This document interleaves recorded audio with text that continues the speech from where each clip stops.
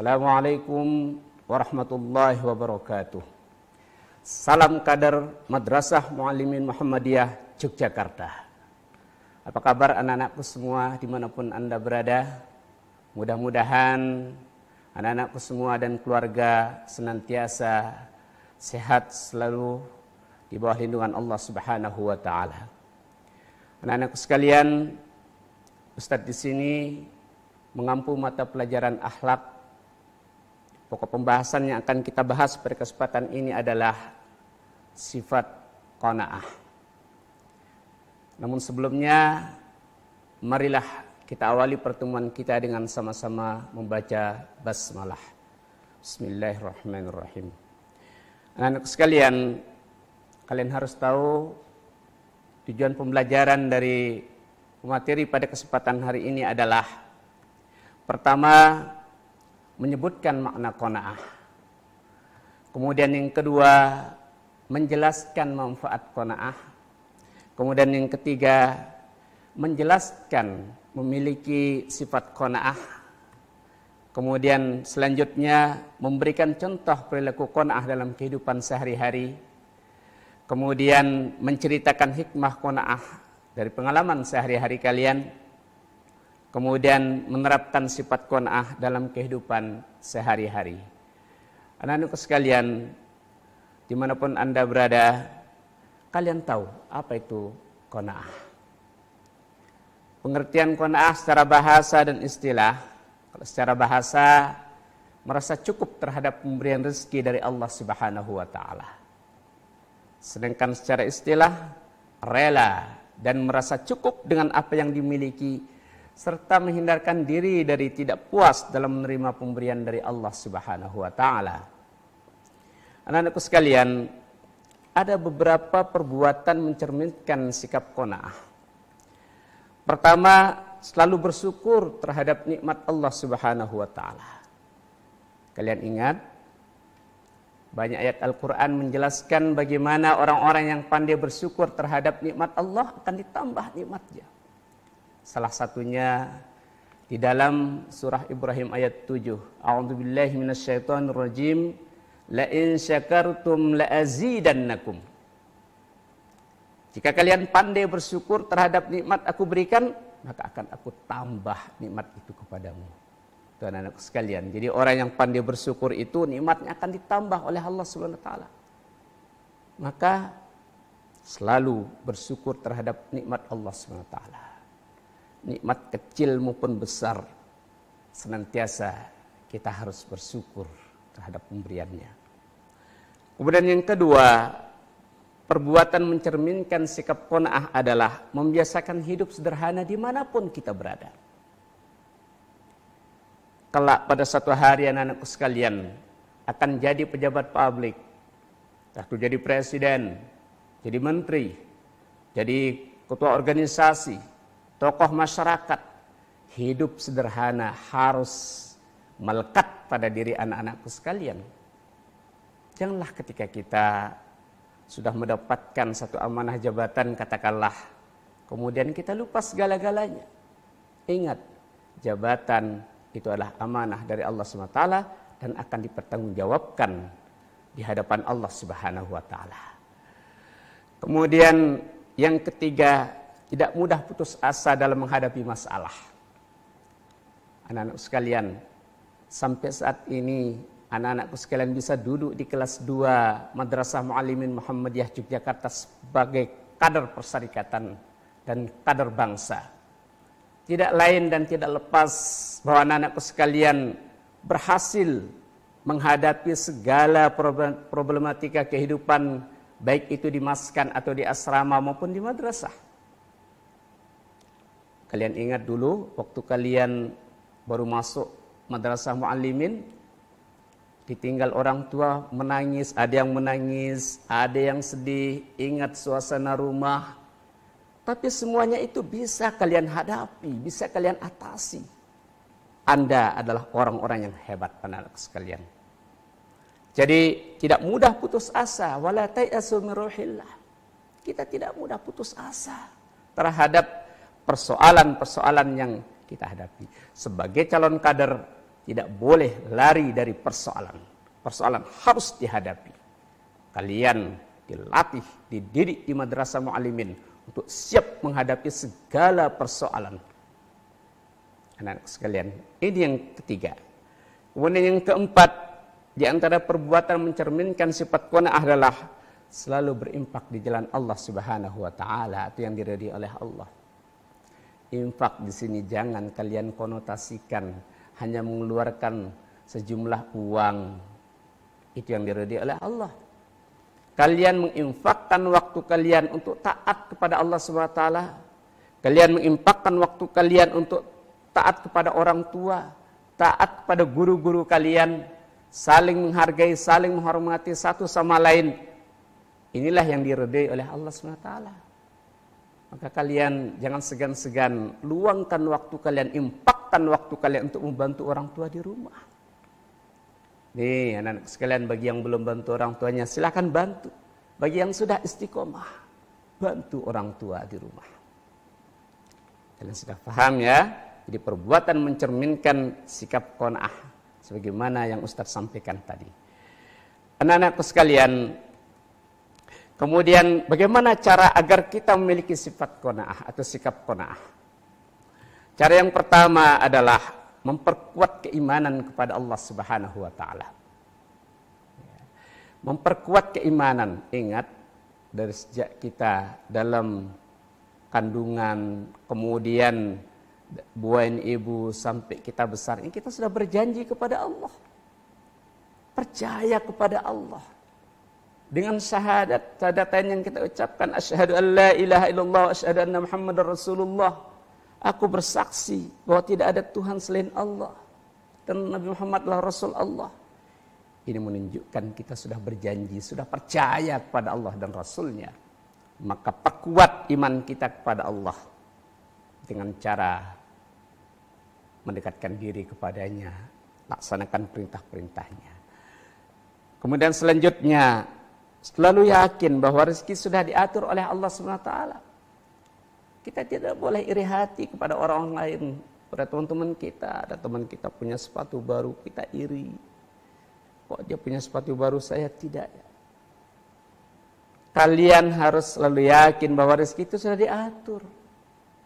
Ya, masing-masing kita. Jangankan manusia, makhluk-makhluk yang lain itu rezekinya sudah diatur oleh Allah SWT. Binatang, tumbuh-tumbuhan, baik binatang yang ada di daratan maupun di lautan sudah diatur rezekinya oleh Allah SWT. Ini yang kedua. Kemudian yang ketiga, mempelajari dan mengamalkan ayat suci Al-Quran. Nih anak-anak sekalian, kalian sudah mengamalkan Al-Quran belum? Sudah mempelajari Al-Quran belum? Kalau di asrama kalian dibiasakan membaca Al-Quran. Nah, kebiasaan di asrama jangan sampai hilang ketika kalian berada di rumah. Justru kita harus tingkatkan semangat kita untuk mempelajari Al-Quran dan mengamalkan ayat Al-Quran dalam kehidupan kita. Kemudian selanjutnya, selalu sadar bahwa rezeki yang Anda dapatkan tidak bisa ditentukan berdasarkan kepintaran. Kalau orang berpendapat bahwa orang yang pendidikannya tinggi itu rezekinya akan menjadi lebih banyak, belum tentu.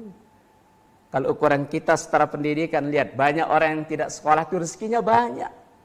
Dia nggak sekolah tapi rezekinya banyak. Nah, kita harus sadar bahwa rezeki diberikan Allah ini bukan berdasarkan kepintaran. Kalau berdasarkan kepintaran, lama-lama kita akan seperti Qarun. Kalian ingat kisah Qarun? Qarun orang yang tidak mampu awalnya. Kemudian dia diberikan kemampuan dalam hal ekonomi oleh Allah SWT. Kaya raya. Apa yang terjadi?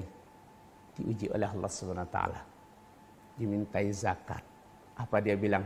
Wah, kalau saya berzakat, nanti harta saya habis, harta saya berkurang. Nah, inilah ciri-ciri manusia yang sombong. Kalian tidak boleh mencontoh, kita semua tidak boleh mencontoh seperti itu. Jadi anak-anakku sekalian, kita harus sadar bahwa rezeki yang Anda dapatkan tidak bisa ditentukan berdasarkan kepintaran kita. Tapi harus cerdas dalam mencari rezeki tentu, rezeki yang halalan thayyibah. Nah, sekalian. Kemudian selanjutnya selalu rendah hati dan melihat ke bawah. Kalau konsep harta, lihat ke bawah. Kalau lihat ke atas, di atas ada langit, masih ada lagi langit yang atas. Contoh, konsep ke bawah itu urusan harta, tapi kalau konsep ke atas, urusan ilmu harus. Misalnya kita lihat ke atas, oh dia kok bisa sekolahnya tinggi ya, bisa jadi profesor ya, bisa dokter, saya juga harus seperti itu. Tapi kalau konsep harta harus lihat ke bawah. Misal anak-anak sekalian punya sepeda dayung. Ya, punya sepeda dayung. Alhamdulillah kita sudah punya sepeda dayung, masih banyak teman-teman kita yang berjalan kaki tidak punya sepeda. Punya sepeda motor, alhamdulillah kita punya sepeda motor, masih banyak teman-teman kita yang punya sepeda dayung dan seterusnya. Inilah konsep harta. Tapi ingat, kalau konsep ilmu pengetahuan harus lihat ke atas. Gantungkan cita-cita kalian tinggi langit. Nah, ini anak sekalian cara kita memiliki sikap qanaah. Nah, kemudian anak-anakku sekalian, apa manfaat dari qanaah itu? Manfaat qanaah yang pertama memperkuat iman. Jadi kalau orang yang memiliki sifat qanaah, imannya akan kuat. Karena dia sadar, dia paham bahwa apa yang diberikan Allah kepadanya itu sudah diatur oleh Allah Subhanahu wa taala. Kemudian yang kedua, membantu untuk merealisasikan rasa syukur. Nah, orang yang qanaah itu rasa syukurnya direalisasikan. Contohnya apa? Contohnya ketika dia diberikan sesuatu, dia bersyukur kepada Allah SWT. Dia sudah diberikan sesuatu. Nah, kemudian memperoleh kehidupan yang baik atau al-hayah at-thayyibah. Orang yang memiliki sifat qanaah, hidupnya akan baik. Hidupnya akan bagus. Tuh, anak-anak sekalian. Jadi kalau ingin hidupnya bagus, miliki sifat qanaah. Kemudian selanjutnya menjaga dari perbuatan dosa. Orang yang memiliki sikap qanaah, dia akan terjaga dari perbuatan dosa. Contoh, dalam hatinya tidak ada rasa iri hati. Lihat orang-orang yang punya mobil banyak, punya harta banyak, dia tidak punya rasa iri hati karena dia memiliki sifat qanaah. Tapi kalau orang yang tidak memiliki sifat qanaah, rasa iri hati dia tinggi. Akhirnya nanti dia berusaha bagaimana mendapatkan rezeki yang banyak seperti orang itu dengan cara seenaknya. Lepas dari hal-hal yang sudah digariskan oleh ajaran agama kita. Kemudian manfaat berikutnya adalah memperoleh kekayaan yang hakiki. Nah, harta yang kita dapatkan, kekayaan yang kita dapatkan itu sudah pemberian dari Allah SWT. Itu yang diatur oleh Allah SWT kepada kita. Kemudian memperoleh kemuliaan. Orang yang memiliki sifat qanaah, yang memperoleh kemuliaan. Anak sekalian, ingin jadi orang yang mendapatkan kemuliaan, memiliki sifat qanaah. Oke. Anak sekalian, selanjutnya apa hikmah sifat qanaah? Hikmah dari sifat qanaah yang pertama, hidupnya selalu merasa lebih tenang dan tentram. Jadi orang yang qanaah itu hidupnya tentram, tenang, nyaman. Ya, kenyamanan dan ketentraman itu nilainya paling tinggi dari segala-galanya.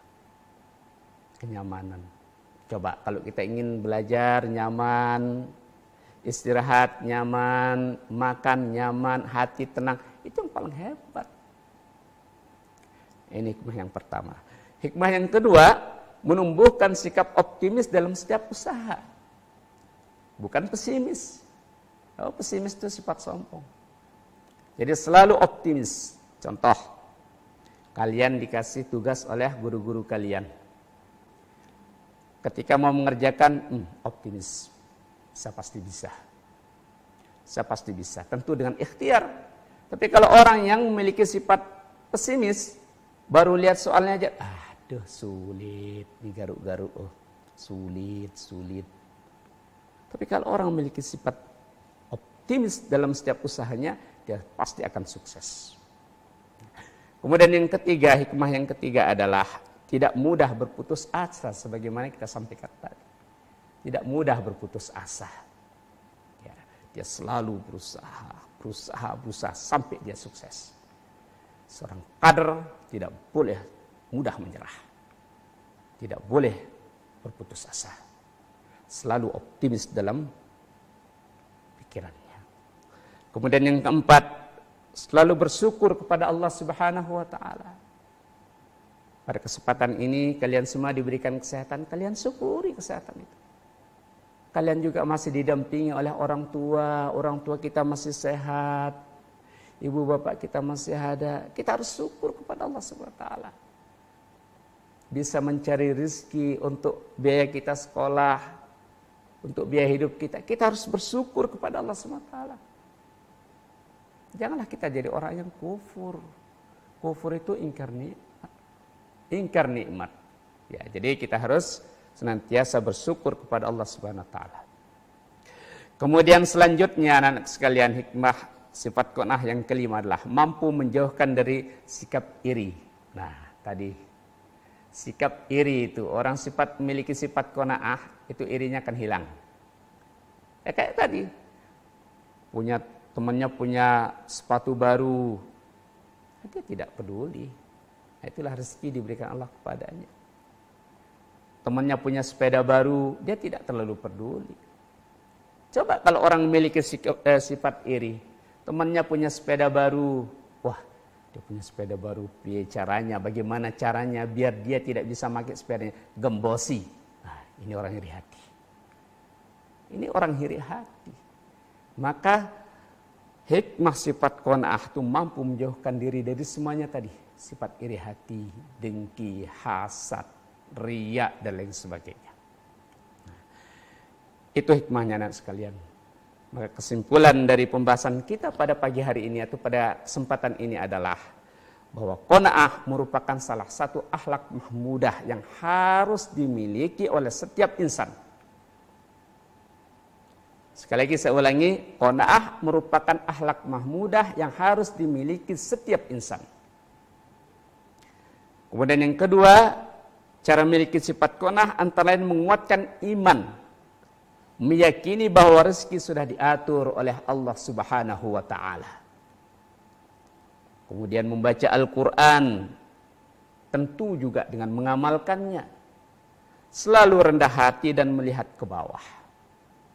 Saya garis bawahi membaca dan mengamalkan Al-Qur'an. Anak-anakku sekalian, di Madrasah Muallimin Muhammadiyah Yogyakarta. Di sana ada asrama tahfizul Quran. Sekarang yang hafal Quran sudah banyak. Teman kalian, kakak-kakak kelas kalian sudah banyak sekali. Maka kalian juga harus punya semangat untuk meraih itu. Ini yang saya maksudkan, lihat ke atas. Teman kalian sudah hafal Quran sampai 30 juz dalam waktu 2 tahun. Banyak. Bahkan kurang 2 tahun, banyak yang hafal. Penghafal Al-Quran di Muallimin sekarang sudah banyak, alhamdulillah. Dan mohon doanya juga pada ibu bapak sekalian, kita doakan anak-anak kita ini, mudah-mudahan dia bisa juga menghafal Al-Quran, mempelajari Al-Quran, dan senantiasa dekat dengan Al-Quran. Itu materi yang dapat saya sampaikan pada kesempatan ini. Anak-anak sekalian, jangan lupa untuk materi lebih lengkapnya, kalian kunjungi portal siswa di www.siswa.muallimin.sch.id. Dan jangan lupa juga materinya dipelajari, dibaca, kemudian ketika ada soal-soal di sana kalian kerjakan, berlatih. Dan pada saatnya nanti kalian akan menjadi manusia-manusia yang memiliki sifat qanaah dan akan menjadi kader sejati, kader persyarikatan, kader bangsa, kader umat. Assalamualaikum warahmatullahi wabarakatuh.